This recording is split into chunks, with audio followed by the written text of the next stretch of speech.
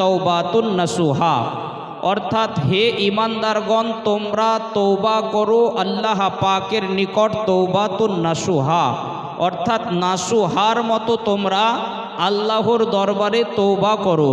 তো তওবাতুন নাসুহা কাকে বলা হয়, তওবাতুন নাসুহা কেমন হয়? তওবাতুন নাসুহা বলতে ওই তওবাকে বোঝানো হয় যে গুনহার জন্য আপনি একবার তওবা করলেন তো আপনার দ্বারা জীবনেও আর ওই গুনহার কাজটি হবে না। যে ভুলটির জন্য আপনি একবার তওবা করলেন আপনার দ্বারা জীবনে আর ওই ভুলটি হবে না। এমনভাবে আল্লাহ পাকের দরবারে তওবা করুন। মুসলমান, তওবা যখন আপনি করবেন আল্লাহ পাক আপনাকে ক্ষমা করে দেবে।